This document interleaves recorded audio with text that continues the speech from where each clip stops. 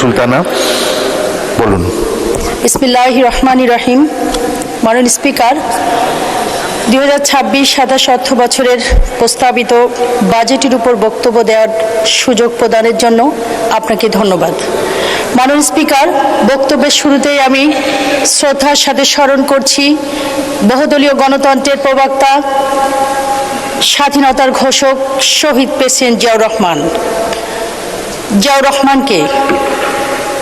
আমি আরও শ্রদ্ধা ভরে স্মরণ করছি বাংলাদেশের 3 বারের সফল প্রধানমন্ত্রী দেশনেত্রী বেগম খালেদা জিয়াকে। আমি ধন্যবাদ ও কৃতজ্ঞতা জানাই মাননীয় প্রধানমন্ত্রী জনাব তারেক রহমানকে। আমি স্মরণ করছি বিগত 17 বছর গুম ও খুনের শিকার হয়ে যারা শহীদ হয়েছেন, যেখানে আমার প্রয়াত স্বামী শহীদ নাজমুল ইসলাম অন্যতম। মাননীয় স্পিকার, বিশিষ্ট ব্যবসায়ী শহীদ নাজমুল ইসলাম যশোর জেলা বিএনপির অর্থ বিষয়ক সম্পাদক এবং ঝিকরগাছা উপজেলা বিএনপির সভাপতি ছিলেন। মাননীয় স্পিকার, তার গুমের পর যখন আমি লাশ হাতে পাই তখন আমার পায়ের নিচে থেকে মাটি সরে গিয়েছিল। মাননীয় স্পিকার, আমি কি করব, 3টি ছোট এতিম শিশুকে নিয়ে আমি দিক হারিয়েছিলাম। মাননীয় স্পিকার, আজ যে মহান জাতীয় সংসদে দাঁড়িয়ে কথা বলছি, যে বাংলাদেশের স্বপ্ন দেখেছে বাংলাদেশের 18 কোটি মানুষ, সেই স্বপ্ন পূরণের লক্ষ্যে দীর্ঘ 17 বছর যারা রাজপথে আন্দোলন করেছে, যারা বাংলাদেশের সার্বভৌমত্বকে পুনরুদ্ধার করতে গিয়ে যারা জীবন দিয়েছেন, তাদের মধ্যে আমার স্বামী অন্যতম ছিলেন। মাননীয় স্পিকার, আমি অনুপ্রেরণা পেয়েছি আমাদের প্রয়াত নেত্রী দেশনেত্রী বেগম খালেদা জিয়ার কাছ থেকে। মাননীয় স্পিকার, যখন শহীদ প্রেসিডেন্ট জিয়াউর রহমান শাহাদত বরণ করেন, তারপরে আমি দেখেছি 2টি এতিম শিশুকে নিয়ে তিনি কিভাবে দেশের হাল ধরেছিলেন। মাননীয় স্পিকার, চলার পথে সাহস জুগিয়েছেন আজকের মাননীয় প্রধানমন্ত্রী জনাব তারেক রহমান। আমি 2014 সালে ঝিকরগাছা উপজেলা পরিষদের চেয়ারম্যান নির্বাচিত হয়েছি। আমি ঝিকরগাছা উপজেলা বিএনপির সভাপতিও আছি। মাননীয় স্পিকার, গত 11 জুন মাননীয় অর্থমন্ত্রী 2026-27 অর্থ বছরের জন্য 9,38,000 কোটি টাকার বিশাল বাজেট উপস্থাপন করেছেন। আমি ধন্যবাদ জানাই মাননীয় প্রধানমন্ত্রী এবং মাননীয় অর্থমন্ত্রীকে একটি যুগোপযোগী বাজেট উপস্থাপনের জন্য। আমি বিশ্বাস করি এই বাজেট দেশের উন্নয়ন, কর্মসংস্থান সৃষ্টি, দারিদ্র্য বিমোচন, বৈশ্বিক অর্থনীতি চ্যালেঞ্জ, মূল্যস্ফীতি নিয়ন্ত্রণ, বিনিয়োগ বৃদ্ধি এবং দেশের সাধারণ মানুষের জীবন মান উন্নয়নের মাধ্যমে একটি উন্নত, সমৃদ্ধ, বৈষম্যহীন ও দুর্নীতিমুক্ত বাংলাদেশ গঠনে গুরুত্বপূর্ণ ভূমিকা রাখবে ইনশাআল্লাহ। মাননীয় স্পিকার, বাজেট সম্পর্কে আলোচনা করতে হলে এই স্বল্প সময়ে সম্ভব নয়। আমি 2-1টি বিষয়ে কথা বলতে চাই। মাননীয় স্পিকার, আমাদের মতো উন্নয়নশীল দেশগুলোতে বাজেট সব সময় ঘাটতি বাজেটই হয়। কিছু লক্ষ্যমাত্রা নিয়ে ঘাটতি বাজেট করা হয়, যেমন অর্থনৈতিক প্রবৃদ্ধি, অবকাঠামো উন্নয়ন, কর্মসংস্থান সৃষ্টি, সামাজিক কল্যাণ, মন্দা মোকাবেলা ইত্যাদি। এই লক্ষ্যগুলো অর্জনের মাধ্যমে এই ঘাটতি বাজেট থেকে বের হয়ে আসতে হবে। সেই লক্ষ্যে বর্তমান সরকার কাজ করছে। আমি যদি পিছনে তাকাই, 2005-06 অর্থ বছরে বিএনপি সরকারের শেষ অর্থ বছরে বাজেট ঘাটতি ছিল জিডিপির 2.90%, যেটি 2023-24 অর্থ বছরে অর্থাৎ ফ্যাসিবাদী সরকারের শেষ সময় ছিল 4.055%। হঠাৎ করে এখান থেকে বের হয়ে আসা কোনোভাবেই সম্ভব নয়। বিএনপি অতীতেও চেষ্টা করেছে, বর্তমানেও চেষ্টা করছে। তাই 2026-27 অর্থ বছরে বাজেটে 3.60% প্রস্তাব করা হয়েছে। আমি প্রত্যাশা করি সরকার সেই টার্গেট পূরণ করতে সক্ষম হবে ইনশাআল্লাহ। মাননীয় স্পিকার, শিক্ষা খাতে বরাদ্দ হয়েছে 1,36,606 কোটি, যা জিডিপির 2%। শিক্ষা খাতে সবসময় বাজেট ছিল অপ্রতুল। অর্থের হিসাবে সেটি ক্রমান্বয়ে বাড়লেও জিডিপির অনুপাতে 1.5% মধ্যে স্থবির ছিল। মাননীয় প্রধানমন্ত্রী এই বরাদ্দকে জিডিপির 2% উন্নীত করার সাহসী প্রস্তাব করেছেন। এটি নিঃসন্দেহে দক্ষ মানব সম্পদ তৈরির পথকে সুগম করবে। মাননীয় স্পিকার, বাংলাদেশের ইতিহাসে প্রত্যেকটি বাজেট আলোচনায় এমনকি ফ্যাসিস্ট আমলেও সরকারি বিরোধী দল এবং সুশীল সমাজ থেকে শিক্ষায় বাজেট বাড়ানোর দাবি তোলা হয়, কিন্তু আমাদের আজকের বিরোধী দল সেটা চান না। বিরোধী দলের একজন মাননীয় সংসদ সদস্য প্রশ্ন তুলেছেন, শিক্ষায় বাজেট এত কেন এবং এত টাকা কোথায় কিভাবে খরচ হবে? আমি বিনয়ের সাথে ওনাকে বলবো, আপনাকে বাজেট ডকুমেন্টের একটা ব্যাগ দেওয়া হয়েছে, ব্যাগের ভিতরে বইগুলো মনোযোগ দিয়ে পড়বেন আশা করি, সেখানেই সব কিছু লিপিবদ্ধ করা আছে। কিন্তু ওনারা সেটা চান না, ওনারা সবসময় বাইপাস রাস্তা দিয়ে ওনারা যেতে চান। মাননীয় স্পিকার, ওনারা চান না শিক্ষিত মা, শিক্ষিত জাতি বাইপাস রাস্তা দিয়ে সহজে গন্তব্যে যাওয়া যায় জানি, কিন্তু আল্লাহর কোরআন ও নবী রাসূলের হাদিসের বাইরে বাইপাস রাস্তা দিয়ে কিভাবে জান্নাতে যাওয়া যায় 26 সালের নির্বাচনে সেই টিকিট বিক্রি করতে আমরা দেখেছি। এই জাতি যদি শিক্ষিত হয় তাহলে এই টিকিট বিক্রি যেমন বন্ধ হয়ে যাবে, তেমনি জুলাই চেতনাকে বিক্রি করে 71কে ভোলানোর যে প্রচেষ্টা সেটি বাধাগ্রস্ত হবে।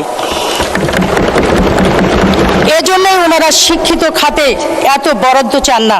আল্লাহ পৃথিবীতে এত নিয়ামত দিয়েছেন, আল্লাহ মানুষকে সন্তুষ্ট করতে পারেননি, আর আপনাদের আমরা কিভাবে সন্তুষ্ট করব? মাননীয় স্পিকার, বর্তমান সরকার সম্ভাবনাময় তরুণ জনগোষ্ঠীকে দেশের সবচেয়ে বড় সম্পদ ও উন্নয়নের তালিকা শক্তি হিসেবে বিবেচনা করছে।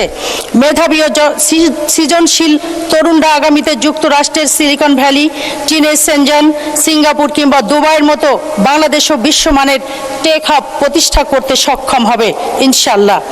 তাই শিক্ষা খাতে সর্বোচ্চ বরাদ্দ প্রদানের জন্য আমি মাননীয় প্রধানমন্ত্রী ও অর্থমন্ত্রীকে আন্তরিক ধন্যবাদ জানাই। মাননীয় স্পিকার, আমি দক্ষিণবঙ্গের যশোরের সন্তান, আমাকে নিয়মিত সেখানে যাতায়াত করতে হয়। ঢাকা থেকে পদ্মা সেতু পর্যন্ত সময় লাগে 30 মিনিট, আর ভাঙ্গা থেকে যশোর যেতে সময় লাগে 2.5 থেকে 3 ঘন্টা। বর্তমান ভাঙ্গা যশোর বেনাপোল সড়কটি মাত্র 18 থেকে 24 ফিট চওড়া এবং আঁকাবাঁকা বটে।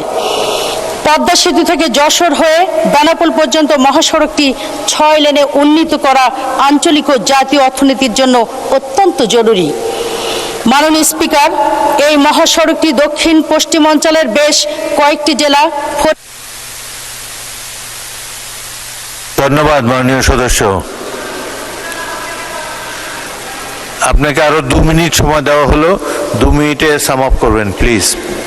নড়াইল, যশোর, খুলনা, সাতক্ষীরা, মাগুরা অর্থনীতির মাইল লাইফলাইন, আধুনিক ও উন্নত যোগাযোগ ব্যবস্থায় অঞ্চলে নতুন শিল্প কারখানা, গোদাম, হিমাগার ও ব্যবসা প্রতিষ্ঠান গড়ে তুলবে, বিনিয়োগকারীদের উৎসাহিত করবে।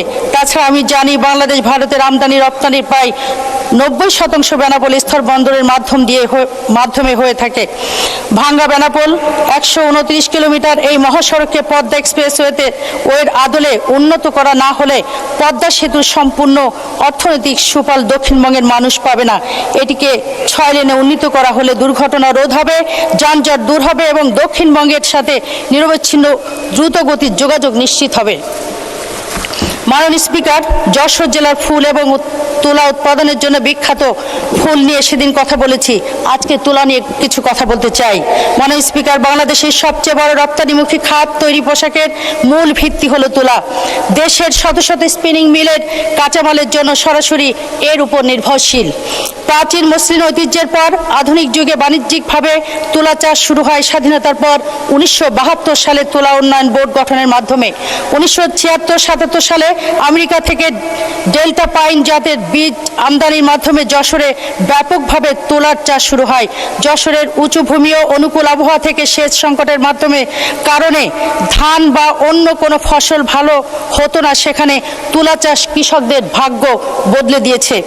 বর্তমানে যশোর সদর সদর, চৌগাছা ও ঝিকরগাছা উপজেলায় ব্যাপকভাবে হাইব্রিড ও উপসি জাতের তুলার চাষ হচ্ছে। সেখানে 13,000-এরও বেশি কৃষক তুলা চাষে জড়িত এবং প্রায় 3,500 হেক্টর জমিতে তুলা চাষ হয়। মাননীয় স্পিকার, সম্ভাবনাময় এই খাতটির উন্নয়ন এবং যশোর অঞ্চলের তুলার উৎপাদন ও গুণগত মান বাড়াতে এবং তুলা চাষে কৃষকদের উদ্বুদ্ধ করতে কিছু পদক্ষেপ গ্রহণ করা খুবই প্রয়োজন। কৃষকরা সঠিক সময়ে ভালো বীজ। ধন্যবাদ মাননীয় সদস্য, ধন্যবাদ। পরবর্তী বক্তা সানজিদা ইয়াসমিন, মহিলা আসন 31। আপনার সময় 8 মিনিট।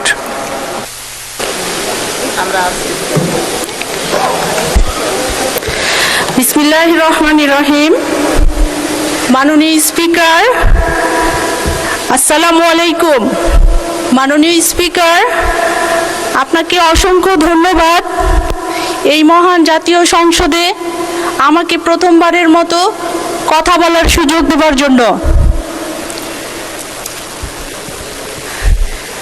মাননীয় স্পিকার, আমি আমার বক্তব্যের প্রথমেই স্মরণ করছি মহান আল্লাহ তাআলাকে। একই সাথে স্মরণ করছি স্বাধীনতার ঘোষক, বাংলার রাখাল রাজা, শহীদ রাষ্ট্রপতি জিয়াউর রহমান এবং সাবেক প্রধানমন্ত্রী আপসহীন দেশনেত্রী বেগম খালেদা জিয়াকে। মাননীয় স্পিকার, আমি আরও স্মরণ করছি ফ্যাসিবাদ বিরোধী আন্দোলনে শহীদ হওয়া সকল ভাই বোনদেরকে।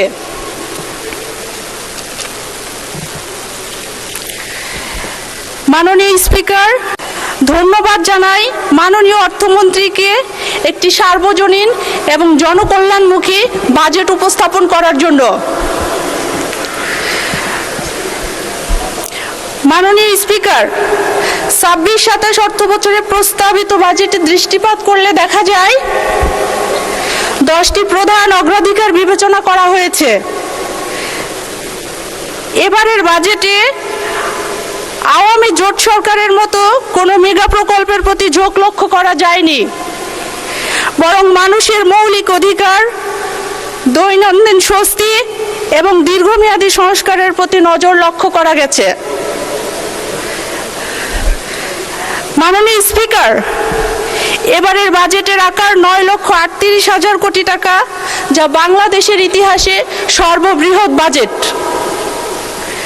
সরকার আগামী অর্থ বছরে 6.5% প্রবৃদ্ধি এবং 7.5% মূল্যস্ফীতির লক্ষ্য নির্ধারণ করেছে। একই সঙ্গে উন্নয়ন ব্যয় উল্লেখযোগ্যভাবে বৃদ্ধি করা হয়েছে এবং কর্মসংস্থান, বিনিয়োগ ও উৎপাদনকে অগ্রাধিকার প্রদান করা হয়েছে।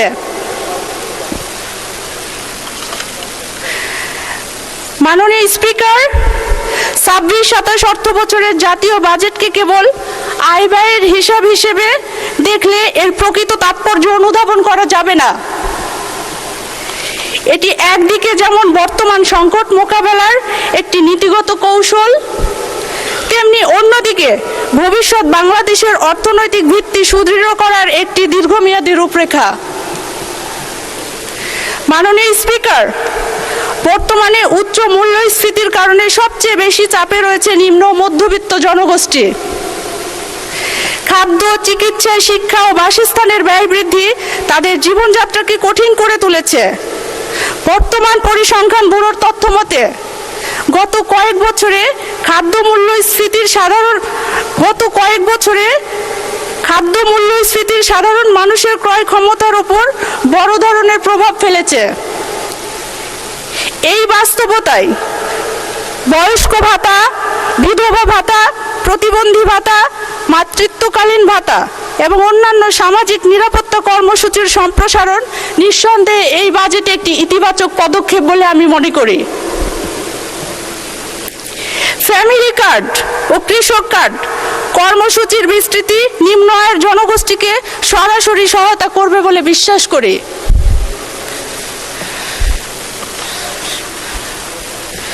মাননীয় স্পিকার, এই বাজেটে নিত্য প্রয়োজনীয় পণ্যের উপর কর হ্রাস করে মূল্যস্ফীতি নিয়ন্ত্রণের চেষ্টা করা হয়েছে।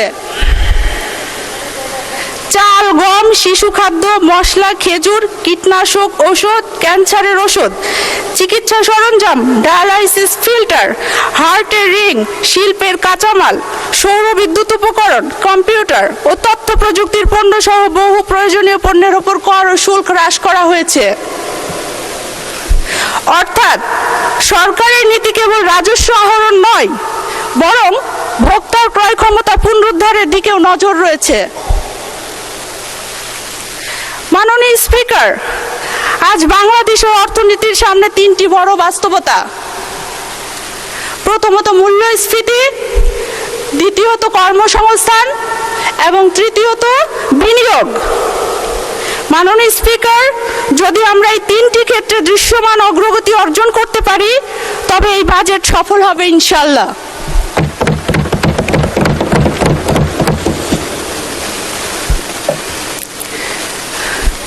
মাননীয় স্পিকার, বর্তমান বিশ্বে কেবল সনদ নির্ভর শিক্ষা নয়, বরং দক্ষতা নির্ভর শিক্ষাই কর্মসংস্থানের প্রধান ভিত্তি।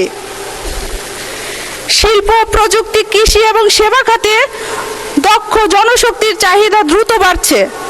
ফলে কারিগর ও কর্মমুখী শিক্ষার সম্প্রসারণ ভবিষ্যৎ শ্রমবাজারের জন্য ইতিবাচক প্রভাব ফেলবে।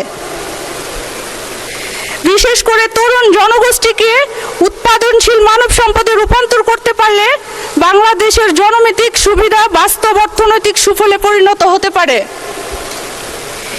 এ কারণে শিক্ষা খাতে ব্যয়কে ব্যয় নয়, বরং ভবিষ্যৎ অর্থনৈতিক প্রবৃদ্ধির বিনিয়োগ হিসেবে বিবেচনা করা উচিত। মাননীয় স্পিকার, আমি বিশ্বাস করি মাননীয় প্রধানমন্ত্রী জনাব তারেক রহমানের নেতৃত্বে আগামীর প্রজন্ম এমনভাবে গড়ে উঠবে যারা কেবল নিজেদের ভবিষ্যৎ গড়বে না, বরং সমাজ ও দেশের জন্য নতুন সম্ভাবনার দুয়ার উন্মোচন করবে ইনশাআল্লাহ।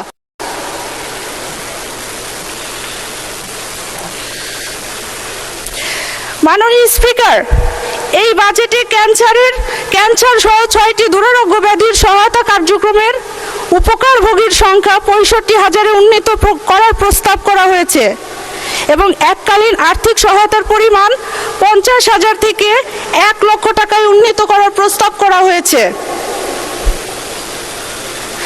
যা অবশ্যই প্রশংসার দাবিদার। একই সাথে ধন্যবাদও জানাই 8টি নতুন ক্যান্সার হাসপাতাল তৈরির উদ্যোগ গ্রহণ করার জন্য। এই বাজেটে কারিগরি ও বৃত্তিমূলক শিক্ষার সম্প্রসারণ, দক্ষতা উন্নয়ন কর্মসূচি এবং প্রযুক্তি নির্ভর প্রশিক্ষণের উপর গুরুত্ব দেওয়া হয়েছে। বর্তমানে কৃত্রিম বুদ্ধিমত্তা, অটোমেশন, রোবোটিক্স এবং চতুর্থ শিল্প বিপ্লবের যুগে শ্রমবাজার দ্রুত পরিবর্তিত হচ্ছে। বিশ্ব অর্থনৈতিক ফোরামের বিভিন্ন প্রতিবেদনে বলা হয়েছে আগামী দশকে লাখ লাখ প্রচলিত চাকরি বিলুপ্ত হবে এবং নতুন ধরনের দক্ষতা ভিত্তিক কর্মসংস্থান সৃষ্টি হবে। ধন্যবাদ মাননীয় সদস্য। আপনি শেষ করেছেন তো? আপনি 1 মিনিটে শেষ, আচ্ছা 2 মিনিটে শেষ করেন প্লিজ।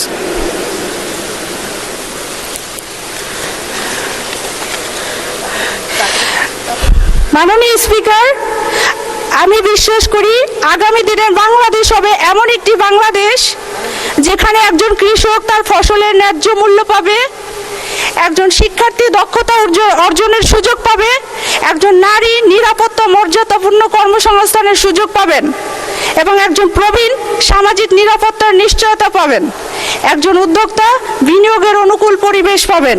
এই বাজেটকে আমি শুধু আয় ব্যয়ের দলিল হিসেবে দেখি না, আমি এটিকে দেখি একটি ন্যায়ভিত্তিক, মানবিক, উৎপাদনমুখী এবং ভবিষ্যৎমুখী বাংলাদেশের পরিকল্পনা হিসেবে। মাননীয় স্পিকার, সর্বশেষ আমি আমার এলাকার রাস্তাঘাট ও আমার জেলা নাটোর নিয়ে 1 মিনিট কথা বলতে চাই। মাননীয় স্পিকার, আমার এলাকার রাস্তাঘাটের বেহাল অবস্থা।